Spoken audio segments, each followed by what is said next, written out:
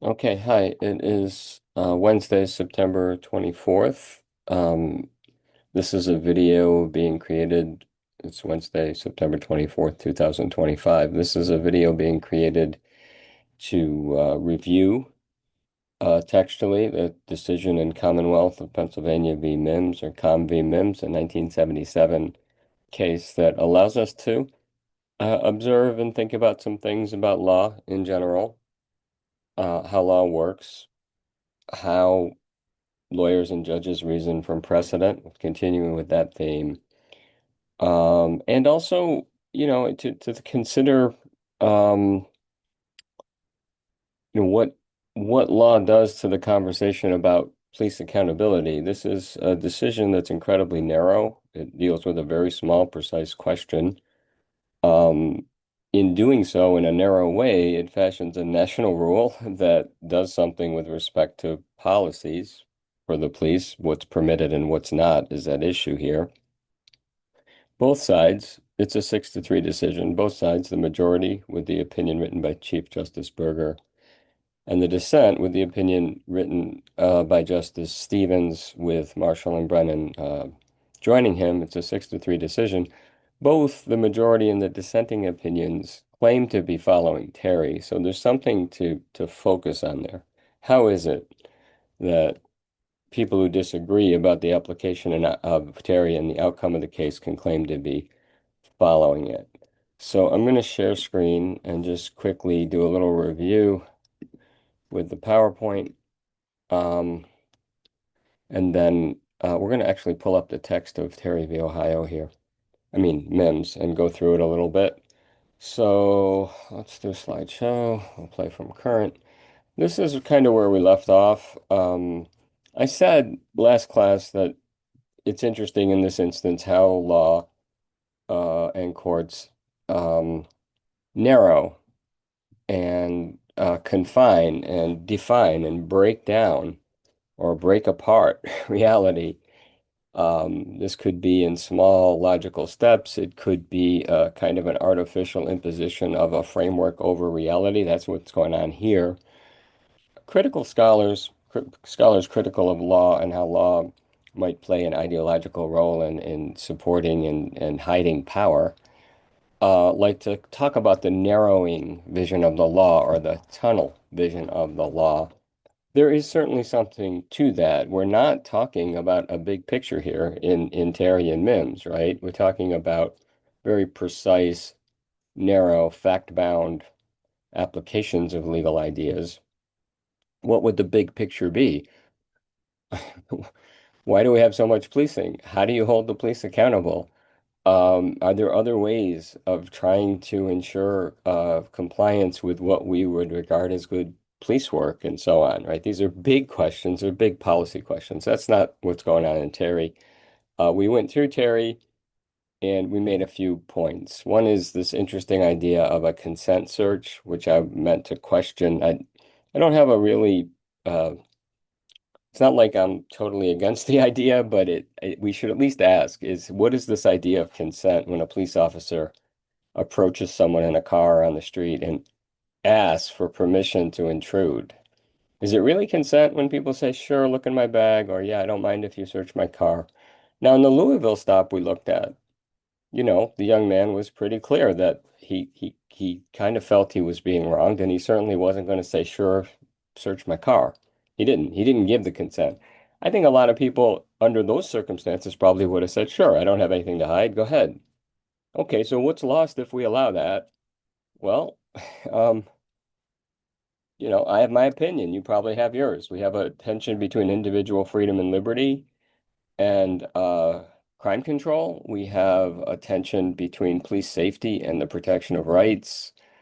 I don't want to live in a police state. I don't trust the government with that kind of power. But obviously, absolutes have no place here. So we saw in Terry that what the court did with the very difficult facts, what it did with this very hard case, lawyers have another saying, hard cases make bad law. When it's a hard case and there are really strong things to be said on both sides, you're picking a side and you're losing. something if you're not careful. Hard cases make bad law. I think Terry was a hard case that arguably made bad law. Um, the defendant's argument in Terry is that McFadden violated the Fourth Amendment. I mean, maybe it was reasonable for him to do so, but he still violated the Fourth Amendment. He didn't have probable cause, and he took away Terry's liberty without probable cause. That should have been the end of the matter. That's Douglas's position, that reasonable and unreasonable have to be defined in relation to probable cause, or reasonable could mean anything at all, almost. 8 justices do not agree with that position. They look at the facts. They say that we want McFadden to do exactly what he did. His intuitions and his inferences based on a fairly long course of observing their individual behavior warranted the intrusion. It was reasonable suspicion. And they try to write it to confine it to the fact, to say, look, this is about these facts. We're not trying to make a big general rule. But you don't necessarily need probable cause. You just need reasonable suspicion to detain.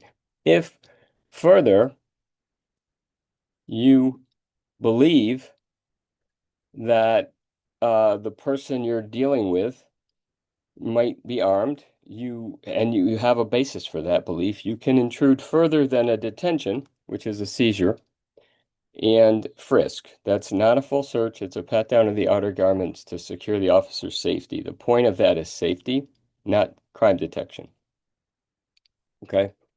So if you have probable cause, you can arrest and you can fully search. If you don't, you need reasonable suspicion, whatever that's going to mean. And that allows a stop. And if a further insight or further sense based on facts tells you you might be in danger, you can frisk. That's Terry v. Ohio. I'll reiterate the point about the exclusionary rule. I don't really see the point of the court's discussion of the exclusionary rule. We only have to talk about what the Fourth Amendment means and why. And once we decide what the Fourth Amendment means, then we know whether the evidence comes in or not. That's all you got to say is, okay, we're going to allow this under the Fourth Amendment. We're going to try to develop in future cases this idea of reasonable suspicion. And that's that.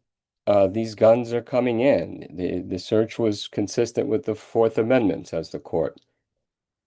The exclusionary rule conversation in the case goes something like this. The purpose of the exclusionary rule is to make the police follow the Fourth Amendment. But when a police officer's safety is in danger, that's not what they're going to be thinking and caring about. They're going to protect themselves.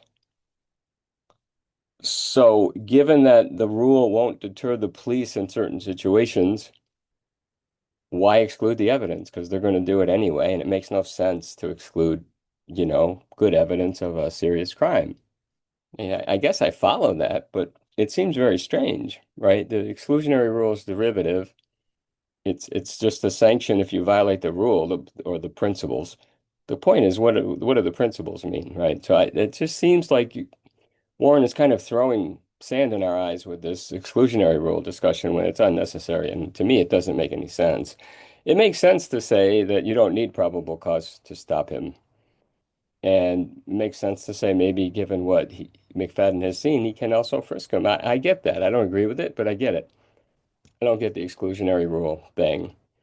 What if we abolished consent searches, which would mean a rule that didn't allow the police to ask? I think we should do that, but millions would disagree. Is reasonable suspicion really different than probable cause, and what do each of these terms mean? Well, the case method, the common law method says we'll have to figure that out case by case, right? We know that whatever it means, McFadden had it, and his stop and his frisk were lawful. That's all we know. When is a person stopped? That's not talked about. Obviously, Terry was stopped because he grabbed him and spun him around and, wrapped his arm around him. That's a seizure. We're not always sure when someone's stopped. Usually you can ask without too much fear of retribution. When does the stop end? Well, in a traffic stop, police are in the habit of saying you're free to leave, which means, okay, you're not detained anymore, right? Um,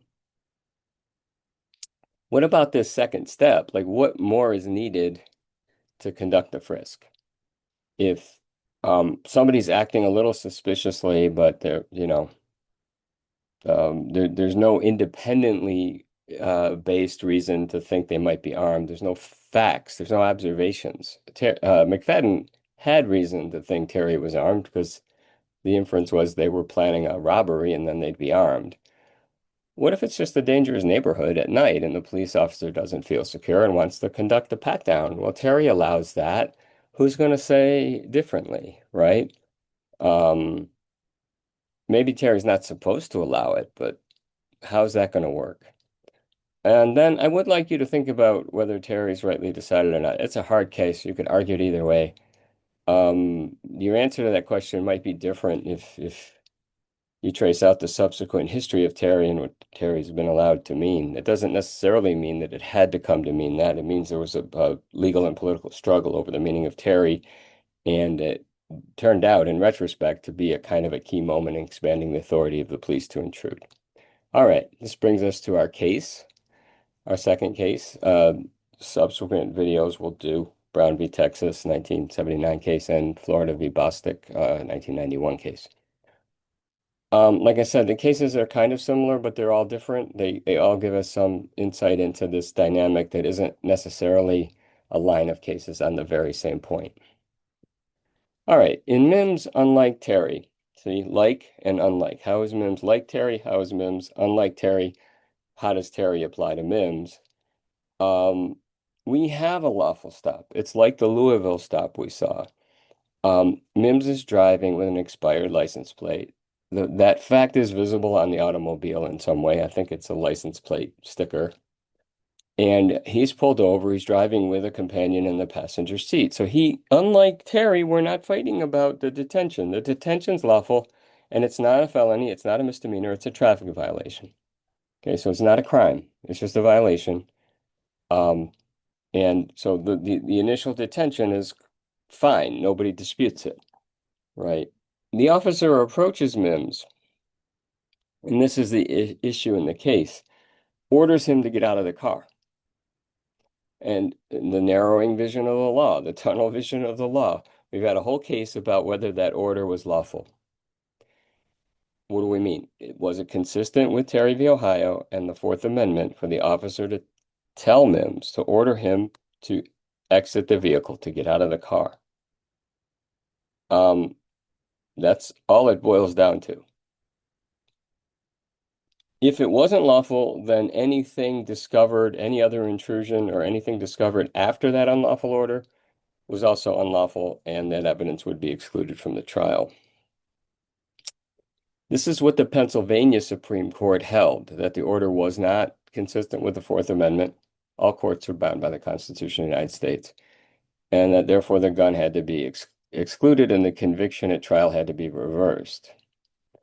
The U.S. Supreme Court disagrees with that and holds that the order to get out of the car was lawful, was permitted by the Fourth Amendment.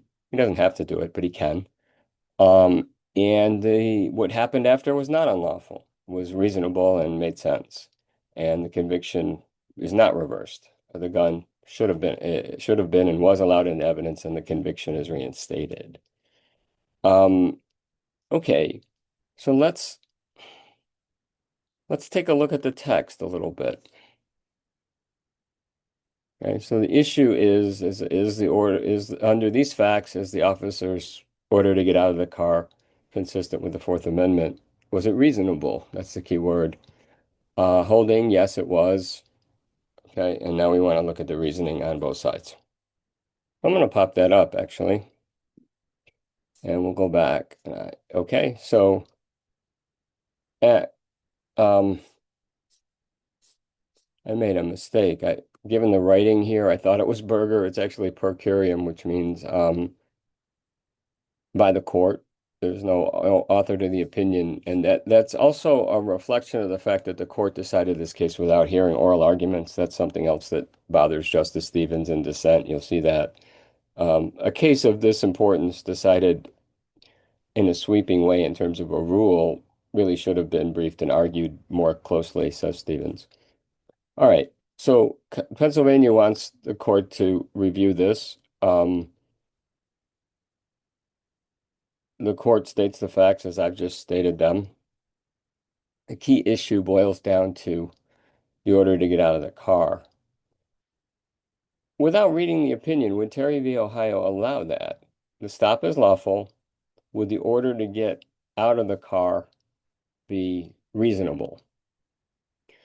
Well, if Terry turns on individualized, particularized facts about a person within the knowledge of the officer, McFadden watching Terry and his friends do what they did, that's individualized, that's particularized, the inference that there might be a problem is plausible.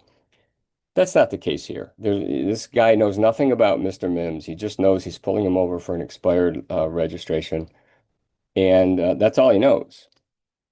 But if Terry is framed in its broadest sense as fundamentally about the need for police officers to protect their safety, then the court's analysis is not only more plausible, but maybe compelling, right? So what is Terry about? How should we read Terry? What's the best reading of Terry and its application here? Those are contested matters, right?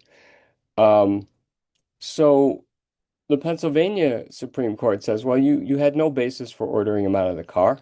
It wasn't particular. Um, it the Supreme Court quotes the Pennsylvania court below. The officer could not point to objective, observable facts to support a suspicion that criminal activity was afoot or that the occupants of the vehicle posed a threat to police safety. He had no basis for the order other than a sense that he's made safer by ordering motorists out of the car. And in fact, he testifies he orders all motorists out of the car. Um, the U.S. Supreme Court says, well, we disagree with the Pennsylvania Supreme Court. This was a lawful order. And the test is the reasonableness in all the circumstances. Okay, that's pretty free floating. Reasonableness in the totality of the circumstances. And this is a key move. All right. Citing a case from 1975, the court says, all right, how are we going to think about reasonableness? Well, we're going to get our scales out and we're going to weigh the burdens and benefits, the costs and benefits of allowing the behavior. Is it reasonable? Right? And it's going to balance. But when courts balance, everything depends on how you characterize what's on each side of the scales, right? So the court begins with the stop is completely lawful. The guy is detained and lawfully. So that's a key difference than Terry, right? He's already stopped. He's already lost his freedom for at least 10 minutes, maybe 30 minutes. This is a traffic stop. Most of us have been there in some fashion. All right. Now the only question is the legality of the order to get out of the car. Okay. And the court says, placing this question in this narrowed frame, indeed. What are we talking about? Something very small, not anything very big. Um,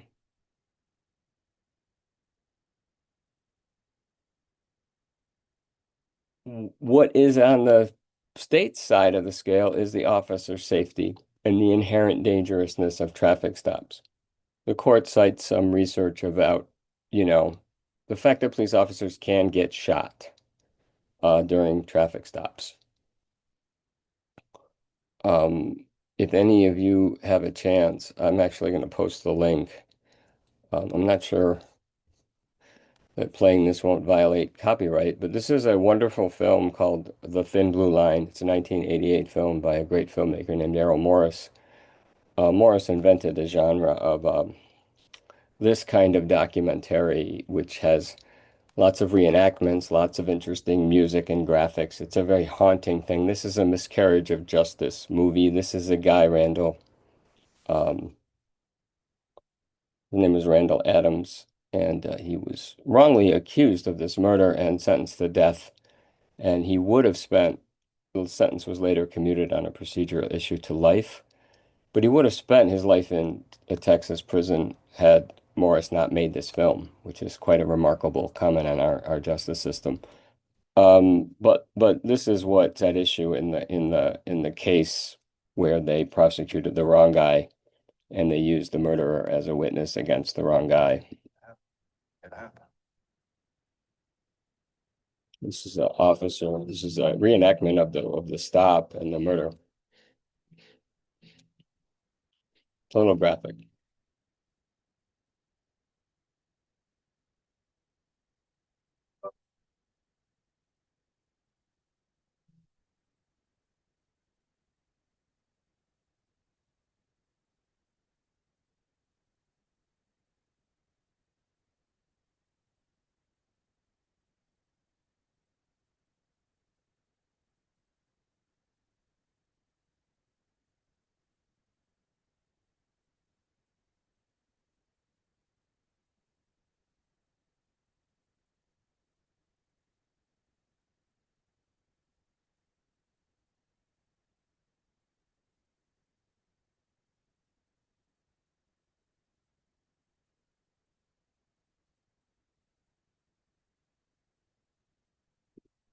Okay, that happened.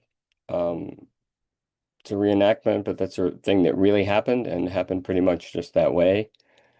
Um, the film is fascinating. It's a film about the death penalty, a film about how we determine the death penalty using juries, a film about the miscarriage of justice, the film about a local mob attacking an outsider for being different, and probably being a homosexual, although the film doesn't take that up. It's 1988, and we're not going to talk about that. Um, all right, that can happen. I just wanted to acknowledge that graphically, that that's a real thing. It doesn't happen frequently. It happens very, very infrequently. Um, okay, so if that's the interest on the side of the state in an order to get out of the car, and if the government, the police officer thinks they're safer ordering someone out of the car, they may or may not be. It depends. How could it not depend on what makes you safer? Um, but that's on one side of the balance, right? Um, that's an important interest. Um, Against this important interest in this paragraph here in front of you, we're asked to weigh, put on the other side of the scales, how much additional inconvenience the motorist suffers. He's already stopped, he's in the car, he's asked to get out. Court says, well, this isn't really a big deal. It's a minor, slight additional intrusion. Okay, not sure. Stevens points out it could be very inconvenient or embarrassing or threatening or scary. He doesn't quite say this, although he intimates it. The motorist could be upset, and then tension and maybe an altercation could escalate from there. It may not be the safest thing, but if the question is what's safer, then you probably will fall back on the idea that it's for the officer to decide. The question of rights is different than cost benefit. Like if you have a right not to be intruded upon without an individual basis for the intrusion, then the additional intrusion is just wrong. It violates your right, whether it works well or not. You know, putting an armed guard in your living room would work well to deter crime, but we don't want that, right? It would work, but that's not something we want. So that frames the issue. There isn't much dispute that if you believe his testimony, that he saw something under the jacket. After he asks him out, he sees a bulge. He conducts the pat down. He finds the gun. There's an illegal gun on the passenger too. They're tried and convicted. All right. So what's Stephen's argument in dissent? I find this opinion a little puzzling myself too, because he opens with Terry. He says, we haven't really given this case, Mimms, the Mimms case, a great deal of reflection. And although it's a narrow issue, the court pretty quickly puts in a national rule that says officers everywhere in every case can do this. Stevens doesn't like that. I mean, maybe occasionally in some cases, specified cases, the officer could order someone out. But to fashion a blanket rule on the basis of this one case And the blanket rule is if the officer feels safer ordering you out, they can, right? Um, as we saw in the Louisville case. Now, the reason I say this is a little strange, because Stevens spends a lot of time quibbling, debating, arguing about the data and the facts. Does ordering the driver out make you safer or not? And I don't know, I mean, he does poke holes in the court's evidence. He does offer some counter thoughts. Um, and then he says, obviously, it's not my purpose to express an opinion on the safest procedure to be followed in making traffic stops or arrests, or imply that the arresting officer has no significant hazard. But I do say that a blanket rule, a one-size-fits-all rule, is not appropriate. And I do say that risks can't be eliminated. And I would weigh the privacy and dignity interests of the driver in being allowed to stay in the car, not being asked out without a basis for that, much more heavily. And he says that, police safety was involved in Terry, but we were very clear that it was the giving the police more leeway under the technical language of the Fourth Amendment by focusing on reasonableness was about the individual facts that McFadden had about Terry and his companions. It wasn't a hunch. It wasn't a general dangerous situation. That's a vast expansion of police authority, says Stevens. All right. So, again, if you take Terry for its broadest proposition, police safety animates the rest of these cases. If you require individual suspicion, which we didn't after Terry, but we might have stuck to that, then um, maybe you rule differently. We have questions about belief too. Do you believe the officer when he says he orders every driver he stops out of the vehicle? Do you believe the officer when he says he saw something justifying the pat down?